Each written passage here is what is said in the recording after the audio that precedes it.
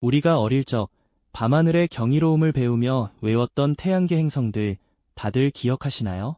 수성부터 해왕성까지, 그리고 그 끝자락에 자리했던 9번째 행성, 명왕성까지 말이죠. 그런데 만약 우리가 너무나 당연하게 여겼던 그 행성 중 하나가 어느 날 갑자기 더 이상 행성이 아니라고 선언된다면 어떤 기분일까요? 어린 시절의 추억이 송두리째 흔들리는 듯한 묘한 상실감마저 들지 않을까 싶습니다. 한때 태양계의 당당한 9번째 구성원이었던 명왕성, 이 작은 얼음 덩어리는 왜 그토록 오랫동안 유지했던 행성의 지위를 잃게 되었을까요? 그리고 그 결정 뒤에는 어떤 흥미진진한 과학적 드라마가 숨어 있었을까요? 오늘 우리는 그 이야기를 함께 따라가 보려 합니다. 명왕성의 이야기는 1930년 한 젊은 천문학자의 끈질긴 탐구에서 그 막을 올립니다. 당시에는 해왕성 바깥에 또 다른 미지의 행성, 이른바 행성 X가 존재할 것이라는 예측이 과학계에 널리 퍼져 있었죠. 이는 해왕성의 궤도에 발견된 미묘한 오차 때문이었는데, 과학자들은 이 불규칙성이 아직 발견되지 않은 거대 행성의 중력에 의해 발생한다고 추정하고 있었습니다. 애리조나주에 위치한 로엘 천문대에서는 클라이드 톰보라는 24살의 젊은 연구원이 이 행성 X를 찾아내기 위해 밤낮 없이 하늘의 사진을 비교하는 고된 작업에 매달렸습니다. 수많은 별들 사이에서 아주 미세하게 움직이는 점 하나를 찾아내기 위해 그는 동일한 하늘을 찍은 2장의 사진을 번갈아가며 면밀히 관찰했고, 조금이라도 위치가 변한 천체를 찾아내는데 모든 에너지를 쏟아부었습니다. 그리고 마침내 1930년 2월 18일, 클라이드 톰보는 수많은 별들 사이에서 미지의 천체가 희미하게 움직이는 흔적을 포착하게 됩니다. 그것은 바로 우리가 오랫동안 사랑했던 명왕성이었습니다. 이 발견은 전 세계 천문학계를 들썩이게 할 만큼 엄청난 뉴스였죠. 태양계의 가장 바깥쪽에 새로운 행성이 추가되었다는 소식은 당시 사람들에게 우주에 대한 경외심과 함께 미지의 세계를 탐험하는 인류의 무한한 가능성을 다시금 일깨워 주었습니다. 명왕성이라는 이름은 로마 신화에 등장하는 지하 세계의 신 플루토에서 따온 것인데, 이는 태양계의 가장 어둡고 차가운, 마치 지하 세계처럼 신비로운 끝자락에 존재한다는 명왕성의 특성과도 절묘하게 어울렸습니다. 발견과 동시에 명왕성은 태양계의 당당한 9번째 행성으로 인정받게 됩니다. 당시의 기술로는 그 크기를 정확히 측정하기 어려웠고, 해왕성의 궤도에 영향을 미칠 만큼 충분히 거대할 것이라는 과학자들의 기대감 또한 한몫했죠. 어린 시절 과학교과서 속태양계 그림에서 명왕성은 항상 가장 외로운 곳에 홀로 빛나는 신비로운 존재로 그려졌습니다. 수많은 어린이들은 명왕성이 가진 미지의 매력에 푹 빠져들었고, 태양계의 끝자락에서 우리에게 끊임없이 상상력을 자극하는 상징적인 존재로 굳건히 자리매김했습니다. 명왕성은 단순히 과학적인 발견을 넘어 인류에게 우주를 향한 꿈과 동경을 심어주는 중요한 역할을 해왔던 것이죠. 하지만 이처럼 견고해 보였던 명왕성의 행성 지위는 생각보다 훨씬 더 복잡한 우주의 비밀과 마주하게 됩니다. 과연 어떤 거대한 변화의 바람이 명왕성을 기다리고 있었을까요? 다음 이야기에서 그 흥미로운 전개를 이어가 보도록 하겠습니다. 명왕성이 우리에게 심어주었던 우주를 향한 꿈과 동경은 참으로 아름다운 것이었지만, 그 견고해 보이던 행성 지위는 사실 생각보다 훨씬 더 복잡한 우주의 비밀과 마주하게 됩니다. 과연 어떤 거대한 변화의 바람이 명왕성을 기다리고 있었을까요? 그 흥미로운 전개를 이제부터 이어가 보도록 하겠습니다. 사실 행성의 정의는 처음부터 명확했던 것은 아닙니다. 고대부터 인류는 밤하늘을 수놓은 별들 중 움직이는 천체들을 방랑하는 별이라는 뜻의 행성으로 불렀지만, 망원경이 발명되고 기술이 발전하면서 이 개념은 끊임없이 진화해왔죠. 예를 들어 19세기 초에는 소행성대에서 발견된 세레스나 베스타 같은 천체들도 한때는 행성으로 분류되기도 했습니다. 하지만 수많은 소행성이 발견되면서 점차 그 지위를 잃고 소행성이라는 새로운 범주로 자리 잡았죠.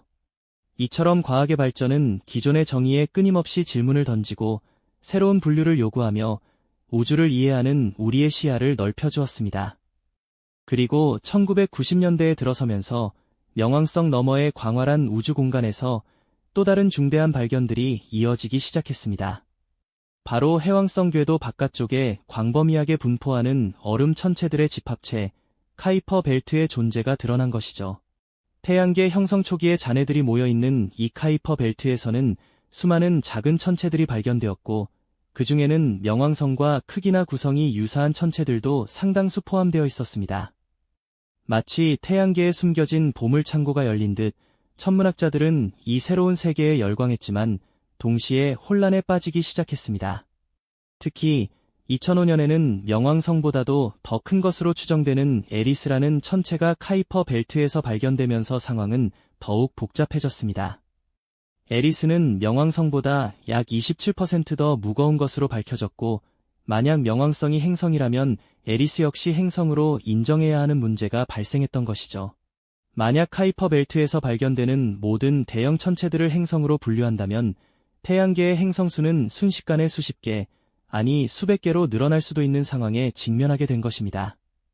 이는 교과서 속 태양계 그림을 완전히 바꿔야 할 뿐만 아니라 행성의 개념 자체를 근본적으로 다시 생각해야 하는 거대한 숙제를 안겨주었습니다. 이러한 배경 속에서 2006년 체코 프라하에서 열린 국제천문연맹 IAEU 총회는 전 세계 천문학자들의 뜨거운 논쟁의 장이 되었습니다. 이 자리에서는 행성의 새로운 정의를 둘러싼 격렬한 찬반 토론이 벌어졌고, 회의장은 마치 법정처럼 팽팽한 긴장감으로 가득했습니다. 한쪽에서는 수십 년간 태양계의 9번째 행성으로 사랑받았던 명왕성의 상징적인 의미와 역사적 가치를 존중해야 한다는 감성적인 주장이 터져나왔습니다. 명왕성을 행성 지위에서 제외하는 것은 어린 시절의 추억을 부정하는 것과 같다는 의견도 많았죠. 하지만 다른 한편에서는 과학적 엄밀성과 객관적인 분류 기준을 강조하며 새로운 발견에 맞춰 행성의 정의를 명확히 해야 한다는 이성적인 주장이 힘을 얻었습니다. 과학은 과거의 관습에 얽매이지 않고 끊임없이 진보해야 한다.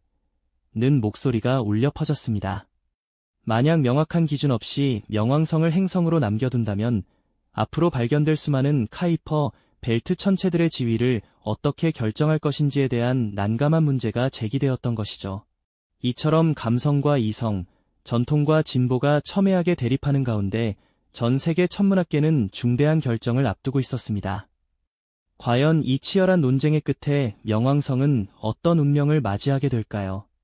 다음 이야기에서 그 최종적인 결과를 함께 지켜보겠습니다. 그렇다면 이 치열한 논쟁의 장에서 과연 어떤 결론이 도출되었을까요? 2006년 8월 체코 프라하에서 열린 국제천문연맹, 즉 IAEU 총회는 전 세계 천문학자들이 한자리에 모여 태양계의 운명을 결정하는 역사적인 순간을 맞이했습니다. 수많은 학자들이 뜨거운 토론을 이어갔고 마침내 행성의 새로운 정의를 규정하는 세 가지 기준이 제시되었습니다.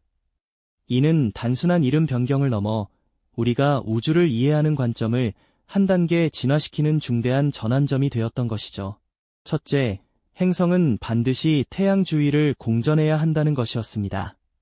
이는 너무나 당연한 기준처럼 들리지만 태양계 내의 모든 천체를 포괄적으로 아우르는 근본적인 전제였죠.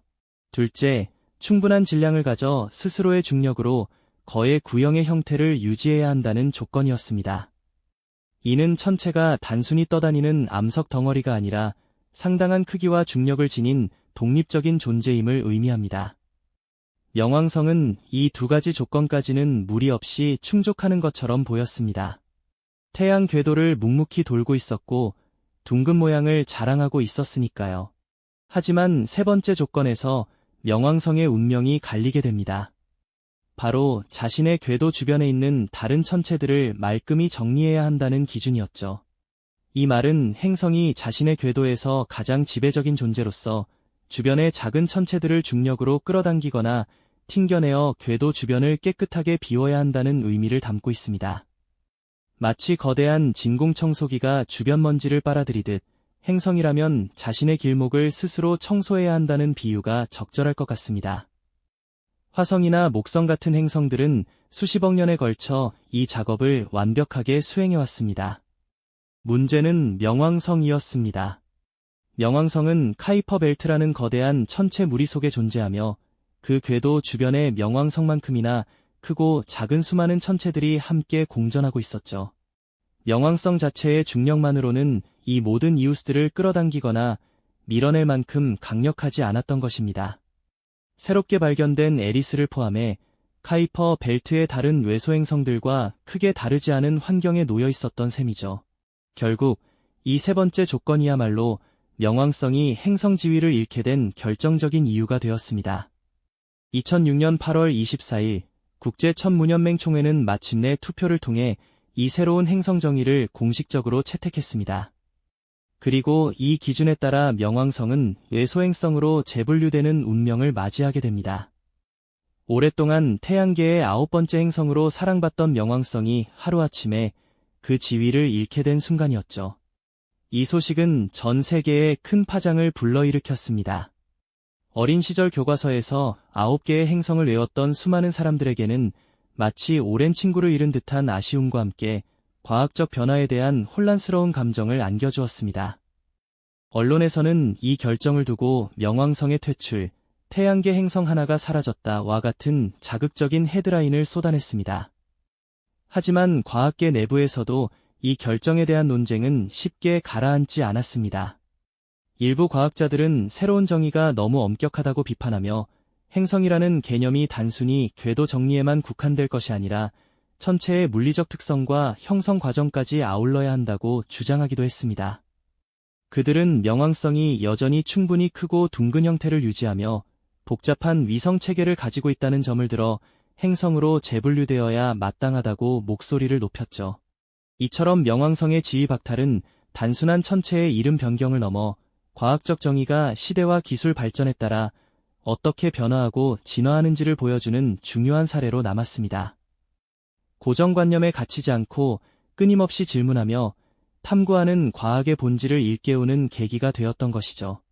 명왕성은 비록 행성의 자리를 잃었지만 여전히 태양계 끝자락에서 그만의 신비로운 존재감을 유지하며 우리에게 더 넓고 깊은 우주의 이야기를 들려주고 있습니다. 뉴호라이즌스호가 보내온 명왕성의 생생한 모습은 그 경이로움을 더욱 깊이 각인시켜 주었죠. 과학은 멈추지 않는 질문과 탐험의 연속임을 다시 한번 느끼게 합니다. 명왕성 너머 아직 우리가 알지 못하는 미지의 태양계 끝자락에는 또 어떤 비밀들이 숨겨져 있을까요? 명왕성 너머 아직 우리가 알지 못하는 미지의 태양계 끝자락에는 과연 또 어떤 비밀들이 숨겨져 있을까요? 이러한 질문들은 꼬리에 꼬리를 물고 이어지면서 2000년대 초반 천문학계는 예상치 못한 중대한 기로에 서게 되었습니다. 해왕성 바깥 영역에서 명왕성만큼이나 크거나 심지어 그보다 더 큰 덩치의 천체들이 속속 발견되기 시작했기 때문이죠. 특히 2005년에 발견된 에리스는 명왕성보다도 더 큰 덩치를 자랑하며 우리에게 과연 무엇을 행성이라 불러야 하는가라는 근본적인 질문을 다시 던지게 만들었습니다. 만약 에리스를 행성으로 인정한다면 비슷한 크기의 다른 카이퍼 벨트 천체들도 모두 행성이 되어 태양계는 셀 수 없이 많은 행성으로 가득 차게 될지도 모를 혼란스러운 상황이었죠. 이러한 분류의 혼란을 정리하고 명확한 기준을 마련하기 위해 2006년 8월 체코 프라하에서 국제천문연맹 IAU 총회가 열렸습니다. 전 세계 천문학자들이 한자리에 모여 고심 끝에 새로운 행성 정의를 마련하기 위한 뜨거운 논쟁을 벌였고 이는 태양계의 운명을 결정짓는 역사적인 순간으로 기록되었습니다. 수많은 토론과 격론이 오가는 가운데 마침내 행성을 정의하는 세 가지 핵심 기준이 제시되었습니다. 첫째, 해당 천체는 반드시 태양 주위를 공전해야 한다는 것, 이것이 첫 번째 조건이었죠. 둘째, 충분한 질량을 가져 스스로의 중력에 의해 거의 완벽한 구형을 유지해야 한다는 물리적 조건이 추가되었습니다. 그리고 셋째, 자신의 궤도 주변에서 다른 천체들을 말끔히 정리해야 한다는 다소 엄격한 기준이 도입되었습니다. 바로 이 세 번째 조건이 명왕성의 운명을 가르는 결정적인 기준이 된 것이죠.